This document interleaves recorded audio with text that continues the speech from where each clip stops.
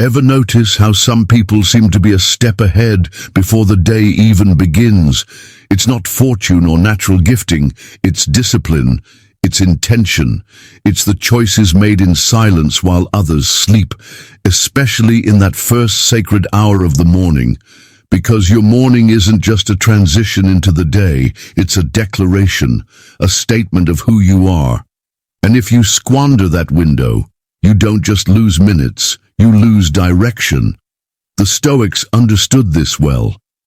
They taught that the first moments of each day deserve full attention, not haste, not distraction, not drifting through the fog of fatigue, but presence, focus, meaning. If you're done with passive mornings and ready to claim them, this is for you. And if this message speaks to you, there's a simple way to support. Subscribe and walk with us. You might call it habit. You might call it a ritual. The name isn't what matters, it's the impact. Because what you do, first thing ripples into everything after, and that ripple, it determines order or chaos, focus or fragmentation, intentionality or default. Yet most of us don't realize the power in those first few minutes. We open our eyes, reach for our phones, and let the outside world in before even meeting our own inner world. But that first hour, it's not just about leaving bed, it's about claiming leadership over your mind. Imagine your morning as a line of dominoes.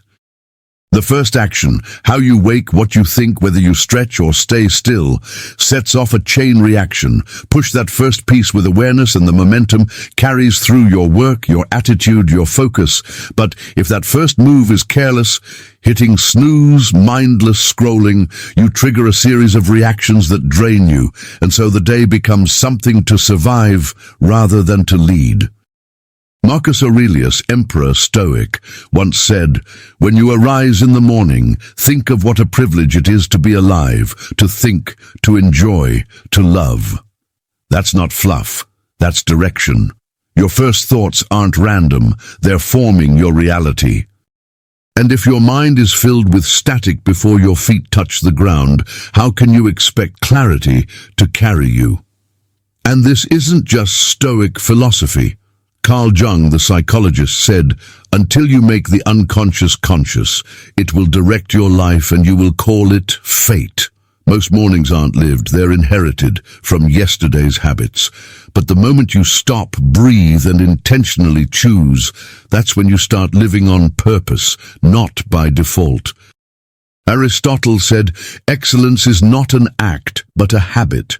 So your greatness, it's not hidden in tomorrow, it's being shaped now in silent choices, like whether to stand up or stay in bed, whether to drown in feeds or sit in stillness. Small, repeated actions become your identity. You become what you consistently do, not what you hope to do. So ask yourself, what claims your energy in that first hour? Is it focused or frantic, grounded or panicked? Does it bring you closer to who you aspire to be or drag you further away?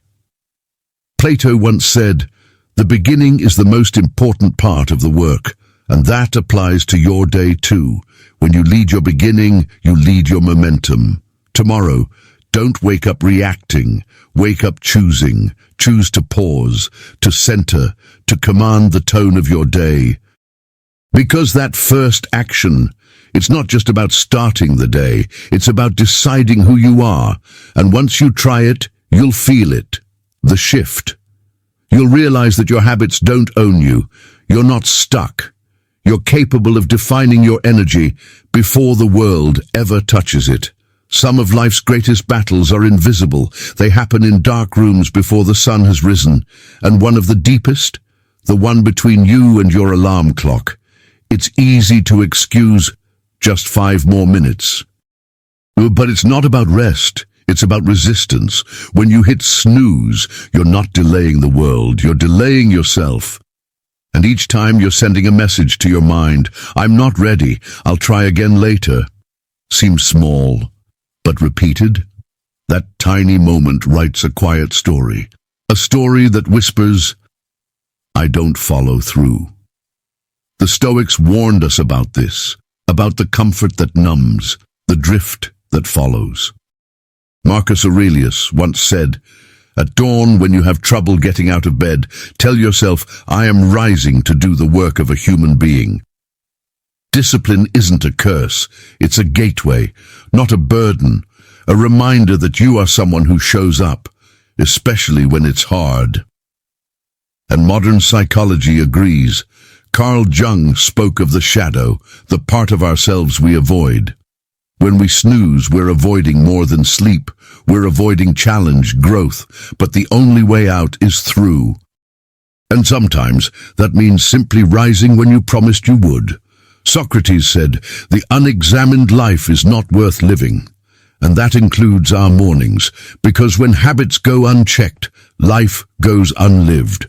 Autopilot blinds us, waking up late, scrambling, apologizing to the clock. It's a cycle but breakable. The moment you rise, truly rise, without hesitation, you announce something powerful. I'm not hiding from my growth. Plato said, the soul is pulled by reason, spirit, and desire. Hitting snooze is desire, rising despite the struggle. That's spirit and reason united. That's alignment, and alignment is where your power is born. So here's a simple shift. Tonight, place your alarm away from your bed. Tomorrow, when it rings, get up. Don't rush, don't react. Just stand, breathe, and remind yourself, silently or out loud, I keep my promises, even the quiet ones. Because this isn't just about getting up. It's about growing up into who you were meant to be. The things no one else notices, the small, consistent choices you make in private, these are what build self-trust, brick by brick, until one day you begin to move differently, think differently, live differently. There's something strangely powerful about that first action. After you wake, it seems insignificant. You're tired, no one is watching. And the day hasn't really started, but that initial decision, where your hands go, where your focus lands, where your energy flows, that moment carries weight. It influences how your brain navigates everything that follows, which is exactly why something as simple as making your bed is about far more than aesthetics. It's about intention. It's a signal to your mind that you complete what you start. The Stoics knew this. They emphasized meaningful beginnings. Seneca wrote, "Let all your efforts be directed to something. Keep that purpose in mind." Making your bed may feel minor, but it's a defining act. It tells your brain, this place matters, this moment matters. I decide what comes next. That's not habit, that's architecture. Now, from a psychological perspective, every time you complete a task, no matter how small, your brain gets a hit of dopamine. It's less about the task itself and more about the finish. That internal feedback loop of, I followed through, creates momentum. Your mind doesn't wait for huge victories to feel worthy. It reacts to consistency, the pattern of wins.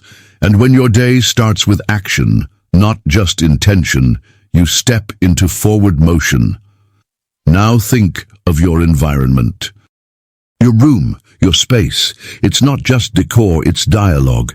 It speaks to your subconscious without words. Wake up to disorder, and your mind inherits that scattered signal, but take 30 seconds to create order. Smooth your blanket, adjust your pillow, and you create an inner shift. A brief moment of peace. A tiny expression of control that radiates outward into your day. Socrates once said, the beginning is the most important part of the work. And yet we often fixate on grand outcomes, the dream job, the transformed body, the better relationship. But those outcomes don't start there. They start in the details, in the routines too simple to notice, too easy to skip. But that's where identity is built. When you make your bed, you're not just straightening fabric, you're declaring a standard. I care for what's mine. I respect my space. And here's the best part.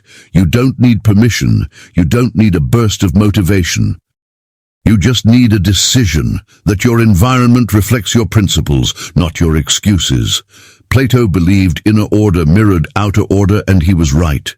When you tidy your world, you quiet your mind.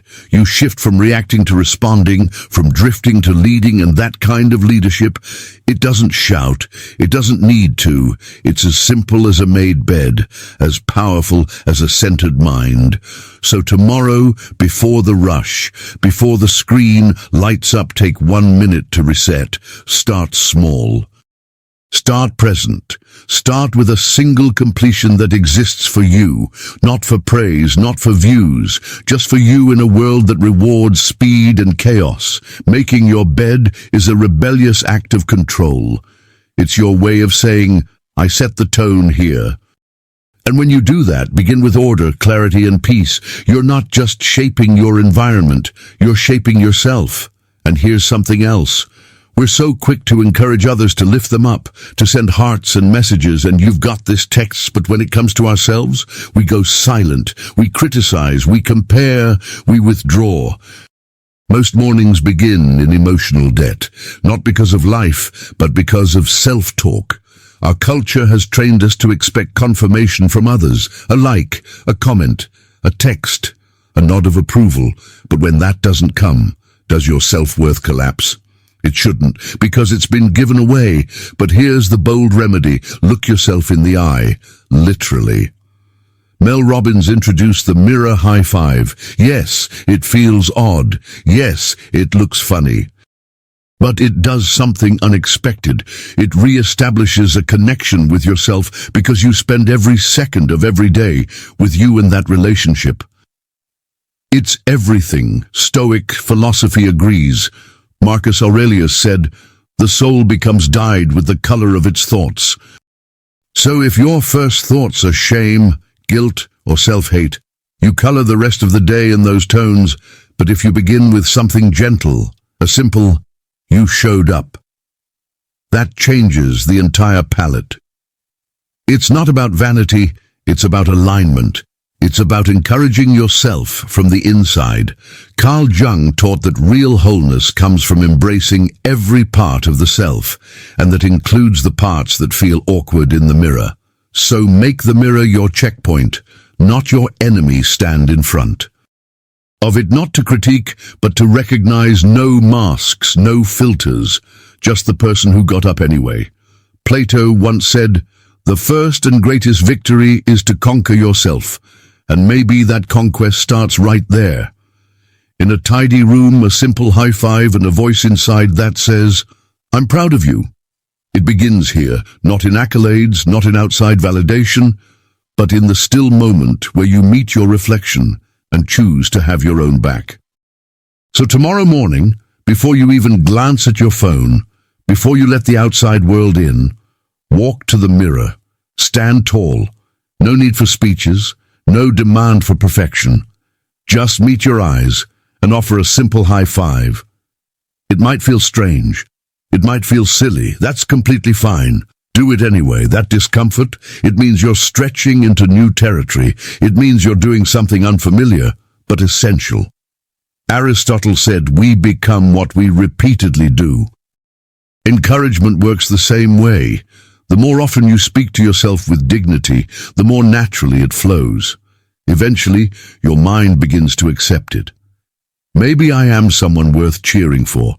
So tomorrow, high five yourself, not to perform, not to impress, but to connect, to anchor, to acknowledge the quiet strength it takes just to keep going, because you don't need flawless self-confidence to move forward. You just need to stop standing in your own way. Offer yourself the kind of kindness you always wait to receive, because you're the one who needs it most. And when you begin your day with that energy, you stop needing the world's applause. You generate your own, and that changes everything. There's a fragile but powerful space between waking and doing. It's quiet, untouched, unclaimed, and in that space, before the noise invades, you have a choice to reconnect, to remember, to root yourself in intention. But most of us don't guard that moment. We surrender it, instantly, automatically, to a screen. That tiny object beside your bed, it's not neutral. It's a portal to the loudness of life, to headlines, demands, alerts, performances. You scroll and suddenly your thoughts aren't your own.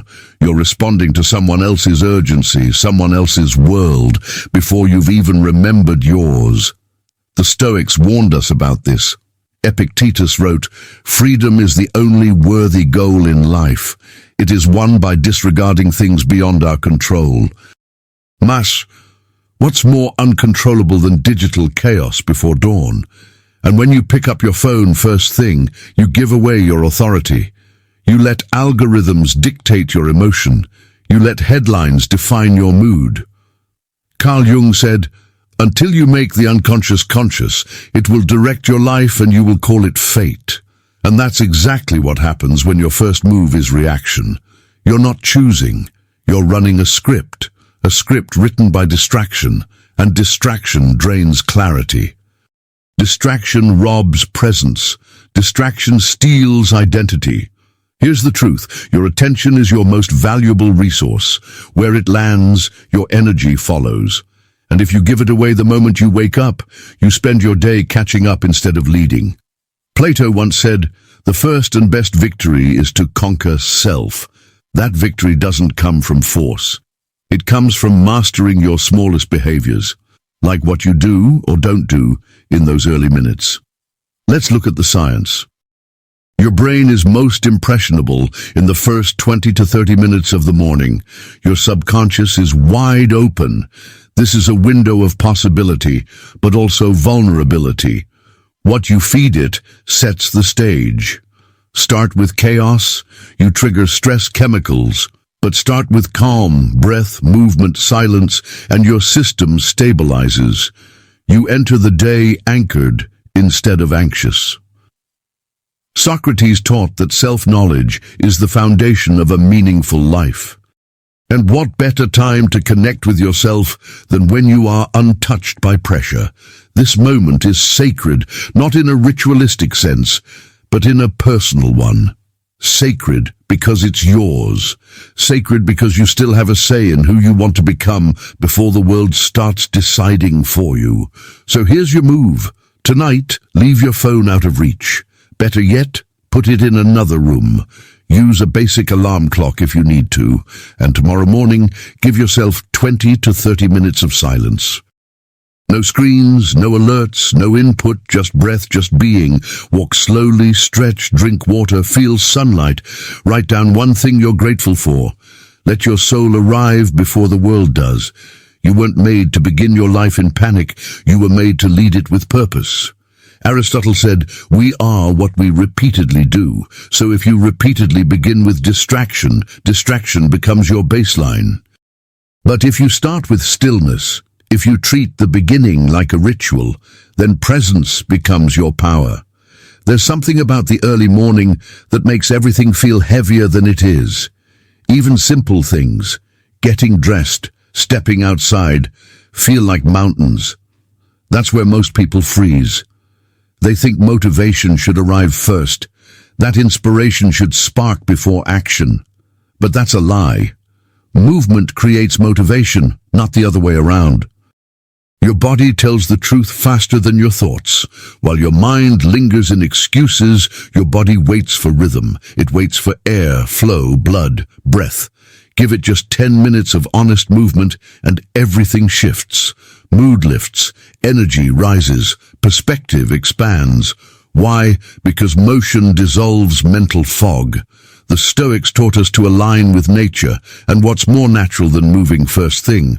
Seneca wrote, "A gem cannot be polished without friction, nor a man perfected without trials." Sometimes the only trial you need is to shake off sleep and wake your body.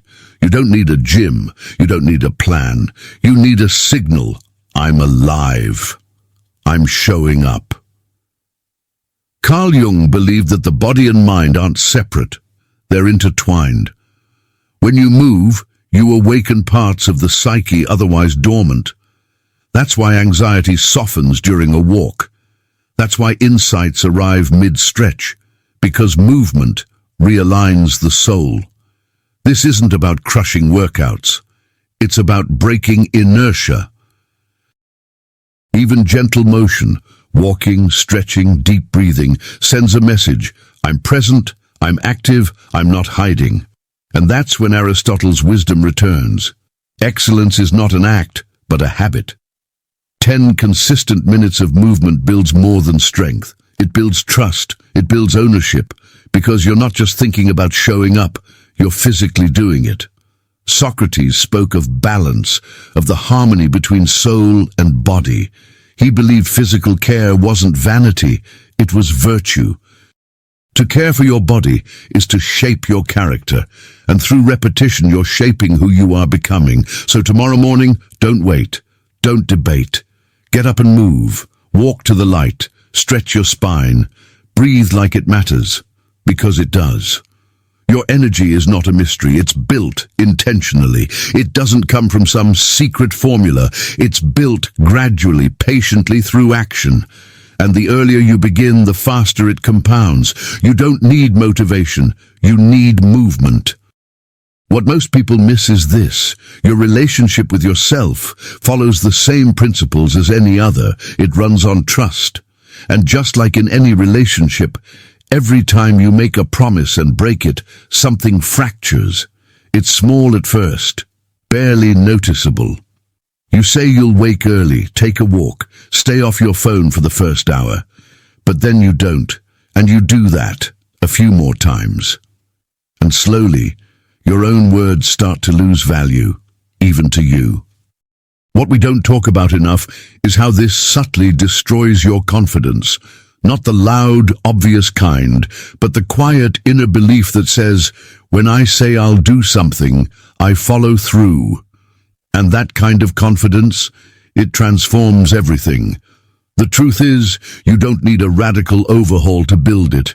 You don't need to change who you are overnight. You just need one small promise and the strength to keep it.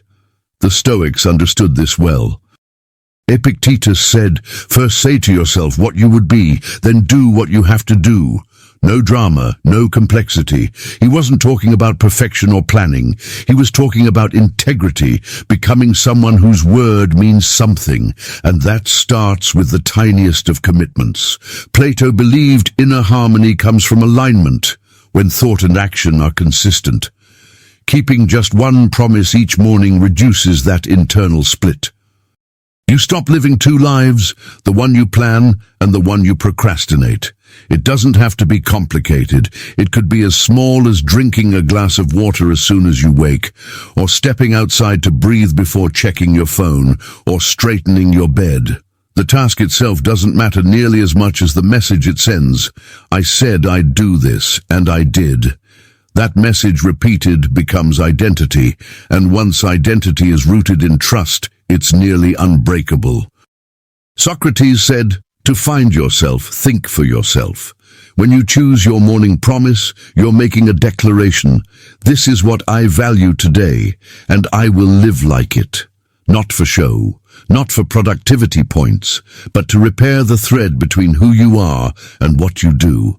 And here's what happens when you start following through consistently. You stop needing motivation.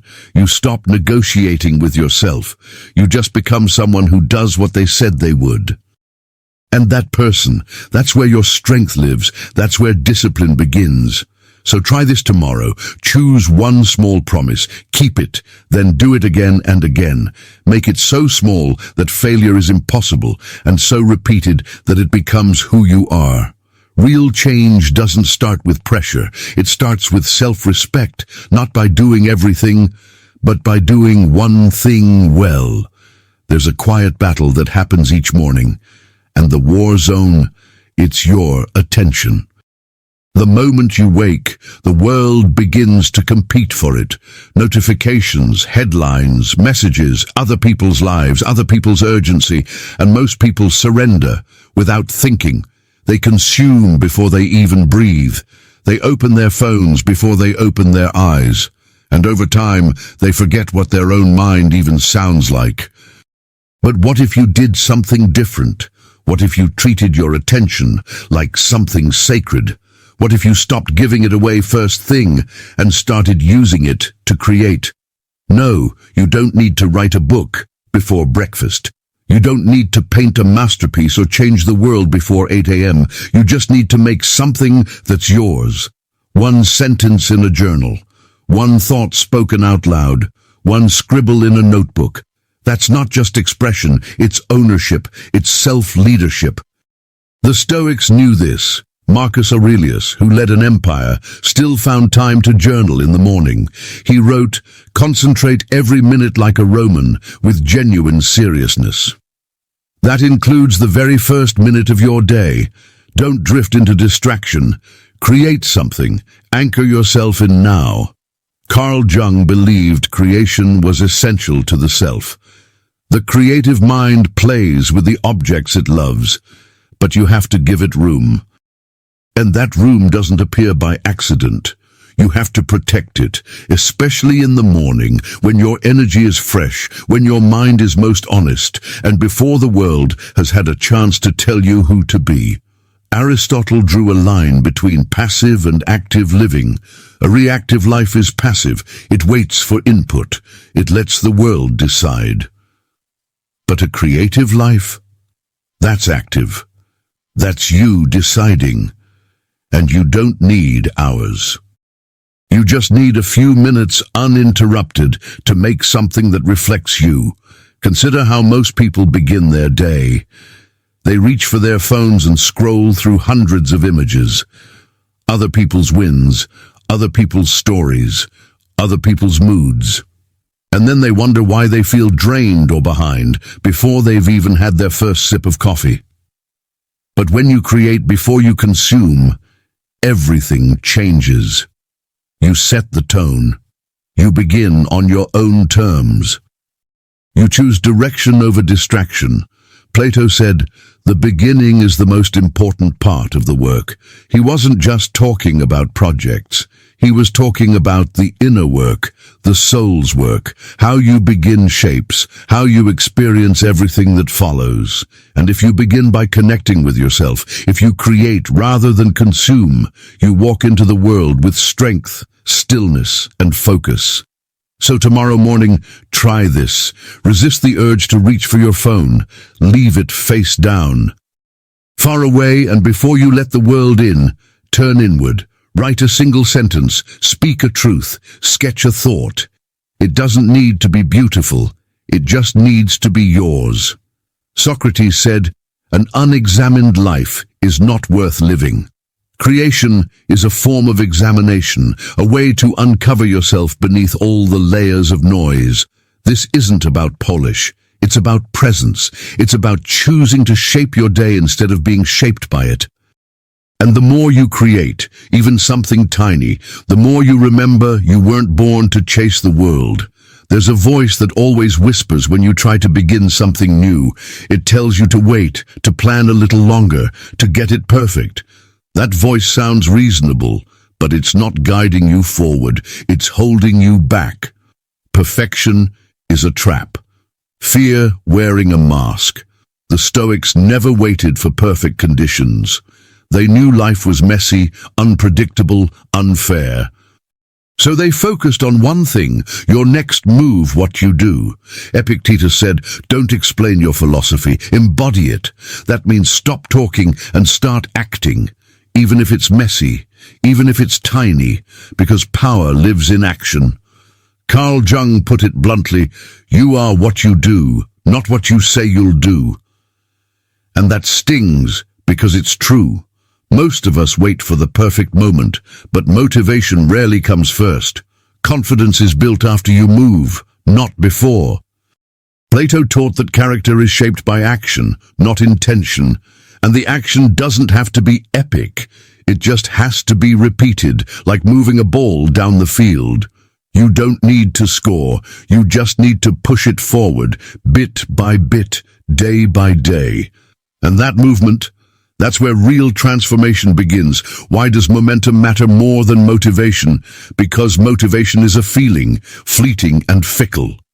Momentum is a behavior, reliable and real, built through repetition, even when you don't feel like it. Aristotle said, "We are what we repeatedly do. Excellence is not an act, but a habit." So ask yourself, what's the one habit that pulls your identity forward? It doesn't have to be bold. Maybe it's writing a paragraph. Maybe it's drinking water before caffeine. Maybe it's saying no to a distraction. These small invisible acts are the ones that build inner strength. Over time, they become a foundation. Socrates taught that meaning doesn't come from grand moments, but from daily examination. He didn't expect you to be flawless. He expected you to try. So here's the challenge. Pick your move the ball habit. Just one. Do it every day. No perfection, just presence. And when you do it, even tired, even unsure, you're sending a message to yourself. I'm still in this. And that message, repeated, becomes identity. It becomes momentum. It becomes your silent force when motivation fades. We fall for the illusion that our future self is somewhere out there. Once we get the job, fix our life, finally figure it out. But identity doesn't arrive. It's built slowly, quietly, in the moments no one sees, especially in the morning, before the noise, before the world grabs you. Every day you're casting a vote for who you're becoming, not through big decisions, but through tiny ones. Will you get up or hit snooze? Will you choose purpose or repeat yesterday? Will you act or wait? Marcus Aurelius understood this. He wrote, "You have power over your mind, not outside events. Realize this, and you will find strength." That strength is found in those first few moments after you wake, when you decide to be who you say you are, not who the world tries to define you as.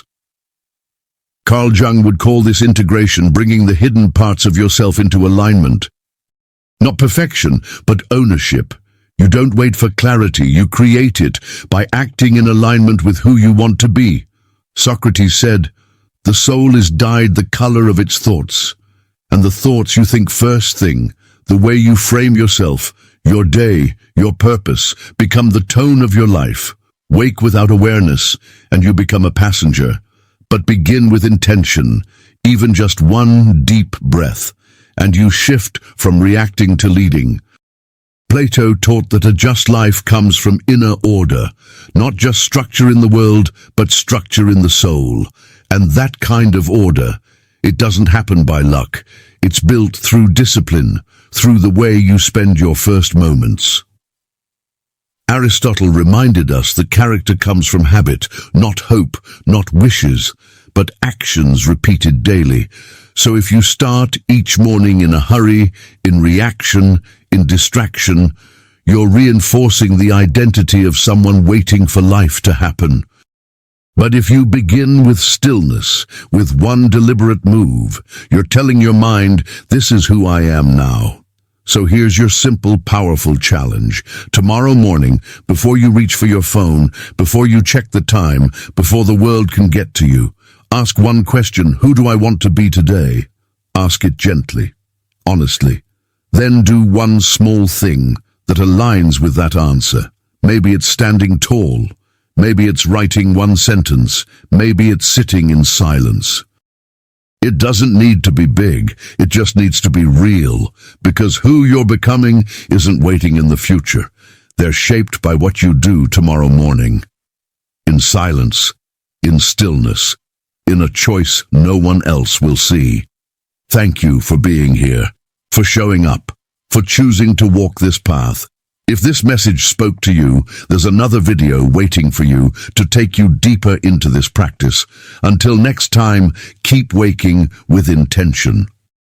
Remember, the world may be loud, but your morning is yours.